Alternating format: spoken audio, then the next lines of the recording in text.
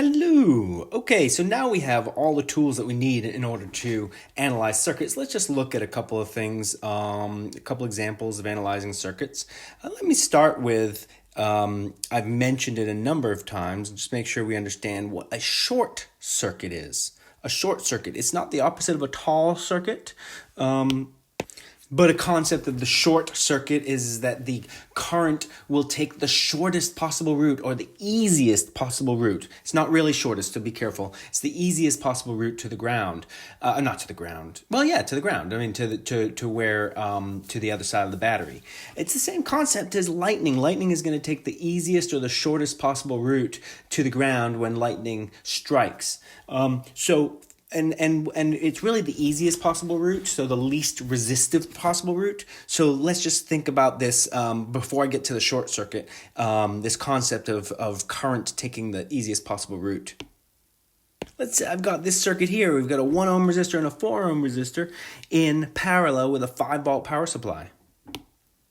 And ask, where does the current flow in the circuit? Well, we know that the current flows in the circuit. It leaves the battery and it goes in that direction. And when it gets to a junction, it's going to split and go, let's just call this I1 and this let's just call it I4 just so we don't get confused with numbers because I through the 4 ohm resistor. And ask, okay, and then we can do some circuit analysis to figure out what I is everywhere. Let's go ahead and do that circuit analysis. Well, and you're going to have to remember some of these things, but the potential difference, it is voltage, but I'm trying to use the word potential difference. The potential difference across each of these resistors in parallel must be the same. So the potential difference across resistor 1 is equal to 5 volts, and the potential difference across the 4 ohm resistor is 5 volts. So therefore, the current through resistor 1, I1 R1 is equal to delta V1. So therefore, the current is delta V1 over R1, which is 5 volts divided by 1 ohm, which is 5 amps. We can do the same thing for the current through resistor 4.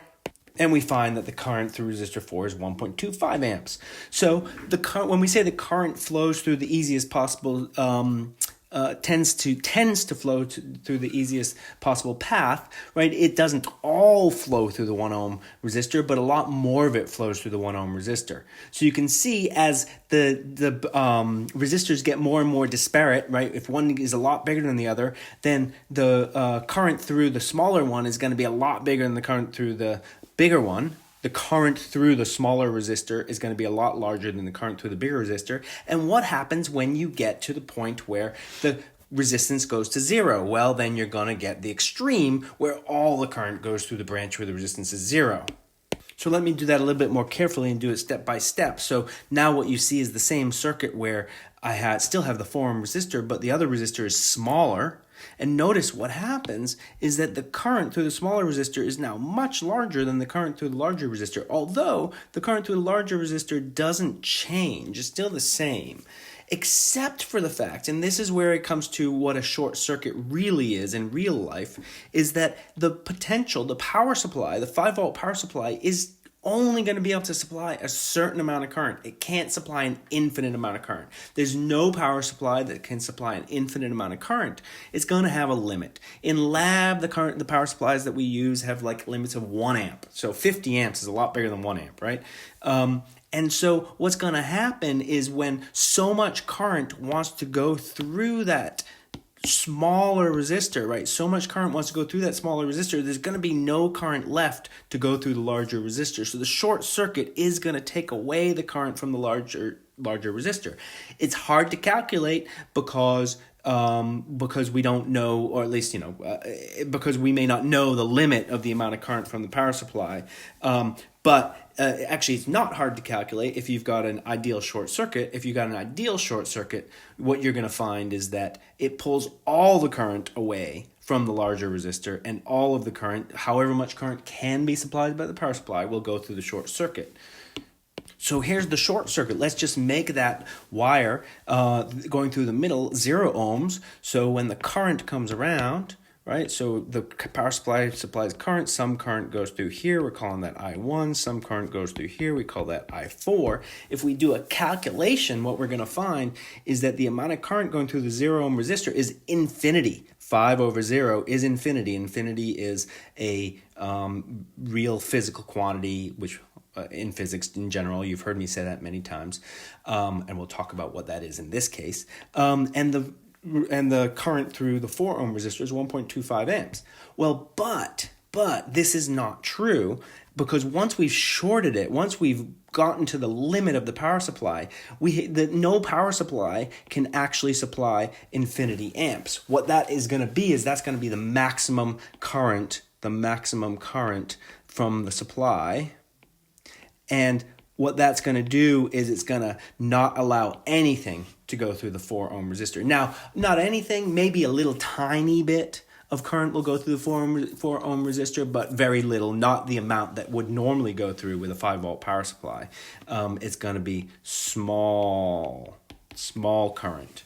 And so it's going to be all the current and small current. Okay, so a short circuit is when you've got a path that shorts a device. So in this case, the path goes, in this case, I1, that path goes just across, we've short-circuited the power supply, right? So it doesn't allow any power to go to any other device. So if I'm going to go ahead and add more devices onto this circuit, right, no matter what I do, no more power can go to any other device because I've already shorted the power supply. As opposed to, we can have a different kind of short circuit. They're all the same kind of short circuit, but if I do this and I have a resistor R1 and a resistor R2, R1 and R2, I can short circuit R1 by putting a wire around here. So now when the current comes out of the power supply, what's going to happen is some goes through I1, some goes, we'll just call this, let's call it I3, and some goes through I2. And because I3 is a short, then that just means that I1 is equal to 0, because when you analyze the two the R1 in parallel with a wire with 0 resistance, what you'll find is that I3, it takes all the current away from I1, and I1 is 0. So it is because it's a short. So that's what it means to short circuit a device. If you short circuit a device, then you don't allow any current to go through it. The current goes around it instead. And again, I could have short circuited the power supply. Boom, put a wire there. Let's make that a wire-colored wire instead of a red wire. I don't know, wires are purple. I can short circuit the power supply, then no current will flow through I1 or R2, R1 or R2. Okay. The other thing we should probably talk about is an open circuit. You got to watch out for open circuits also.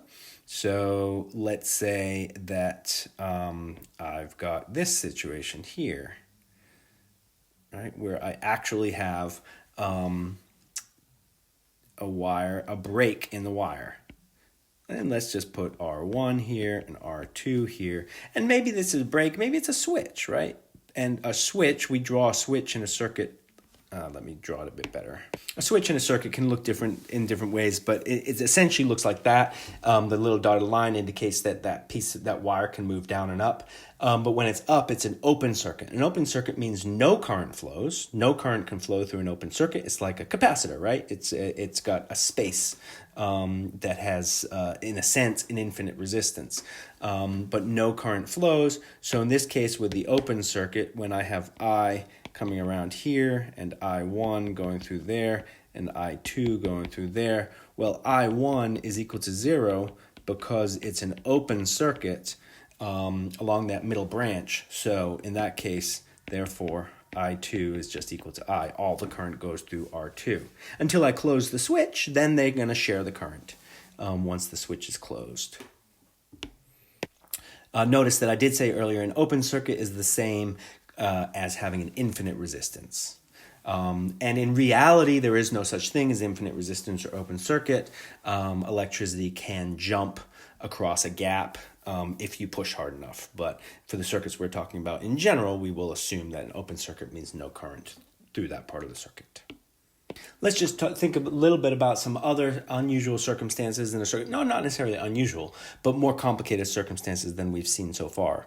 So we just did a short, we did an open, and now, what we haven't really dealt with or seen before are circuits with multiple power supplies. So let's just think about what happens when you have multiple power supplies.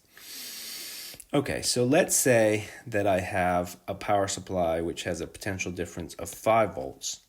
And I attach it in series with a power supply, with another power supply with a potential of 9 volts. And I put that across a resistor.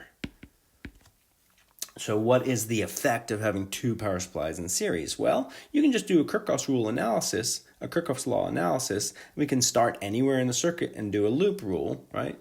Sum of the voltages across a closed loop equals 0. That was just from before. And so let's just start, let's just go ahead and draw in the current. There's going to be a current. We're going to guess it's in that direction. There are no branches, so the current should be the same everywhere. Because there's no branches, current's got to be the same everywhere, even though it's a more complicated circuit.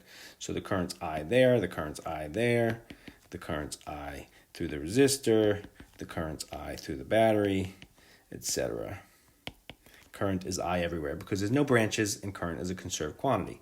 Okay, so let's look at a Kerkoffs loop rule analysis. Let's just start somewhere arbitrarily. I'm going to start right here, and I'm going to go, that's the blue is indicating Kerkoffs loop rule.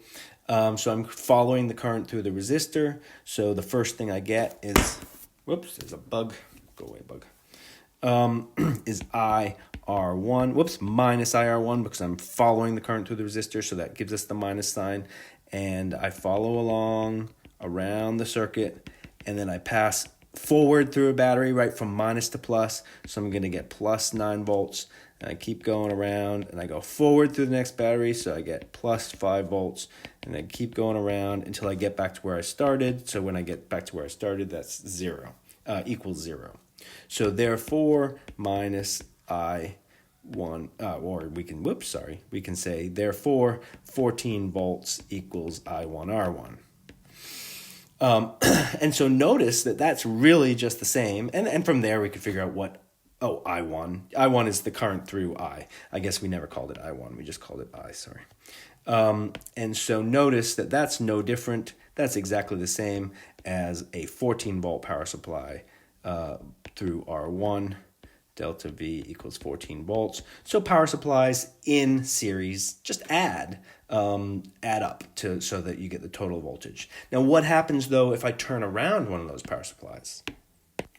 Well, go ahead and do a Kerkoffs loop rule analysis of this one, and what you're going to find is if I go in the same direction, let me just pause it.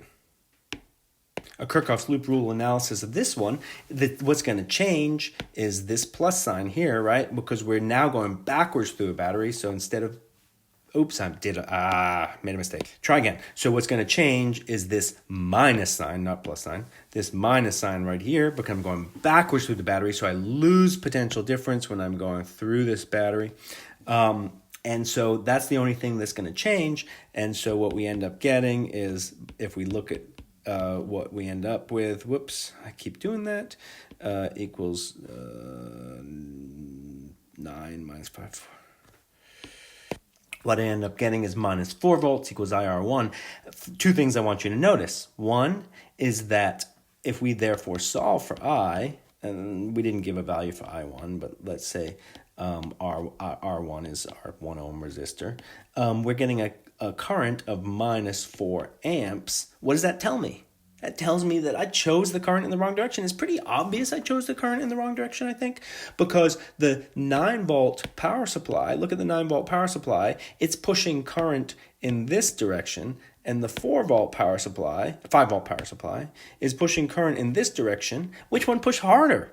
The 9-volt power supply pushes harder, so the net current flow is going to be in the counterclockwise direction. I chose it in the incorrect direction, but that's okay because the negative sign here told me that. So I said that the current was counterclockwise, and it told me it's minus 4 amps, so that tells me that it's clockwise instead. Okay, but what this also tells me is that the net of those two power supplies that are opposite each other is that we've got a 4-volt. It's the same as having a 4-volt power supply. So what that equivalent is the equivalent circuit is right here. Those power supplies go like that. Now, don't ask me what to do with power supplies in parallel, because in parallel, it's not a good idea to put power supplies in parallel. You can put them in series in order to add them or subtract them, but in parallel, they're just working against each other, and it's not a good idea. So we don't even need to deal with power supplies in parallel. In parallel to each other. If they're in parallel with resistors between them, all right, hold on. This is what I'm talking about is not a good idea. You shouldn't hook up power supplies like this, where we just have two power supplies directly in parallel with each other, because in that case, let's just say that this one was delta V equals 5 volts and this one was delta V equals 9 volts. Then the question is what is the potential difference across the resistor? Is it 9 volts or is it 5 volts? They're in parallel, they should be the same, but they're not the same.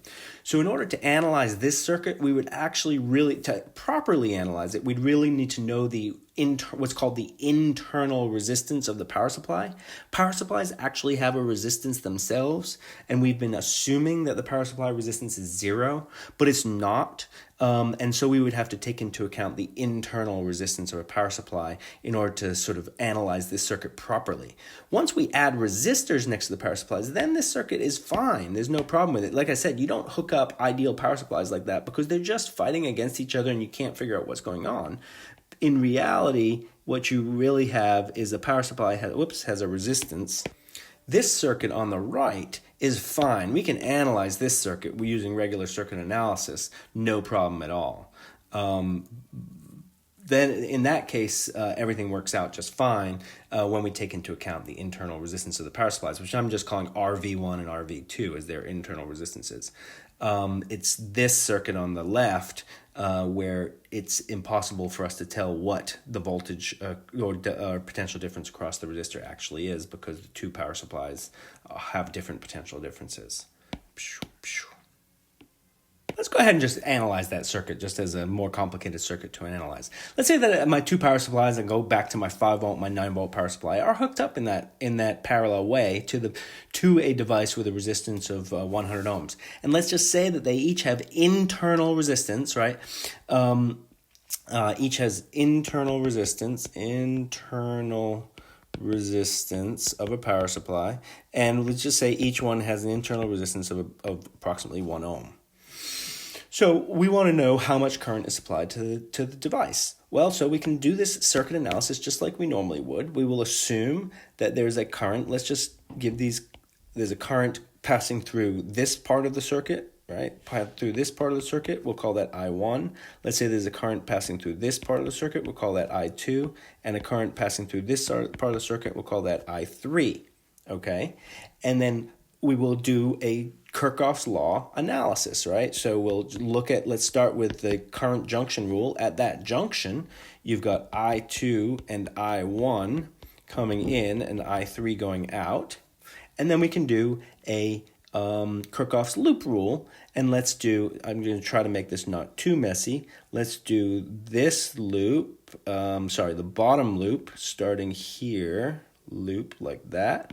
And then let's do the whole loop starting, it doesn't matter where we start, but I'm just going to start, I traditionally start at the minus side of a power supply if possible. And so we'll do the loop rule going like that. Okay, so let's do the first smaller loop. We go through the power supply plus 9 volts. We go through 1 ohm resistor minus I2 times 1 ohm.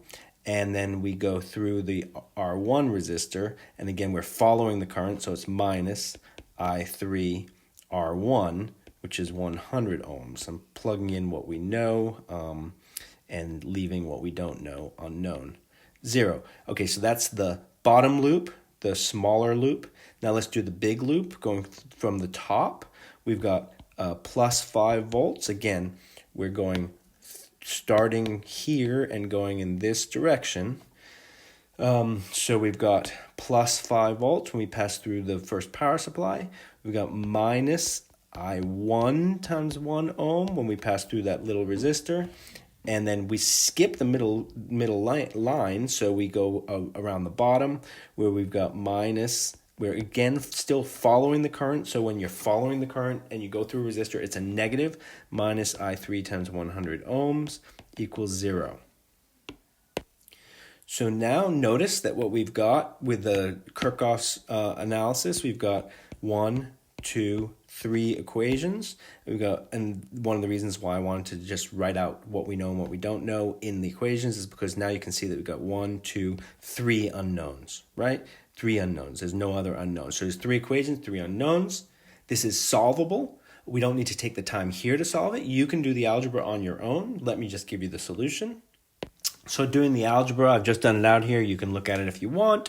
You should certainly be able to do it on your own. I get I3 is 0.07 amps. So there's a current of 0.07 amps going through the device that we've attached to those 2 power supplies in parallel.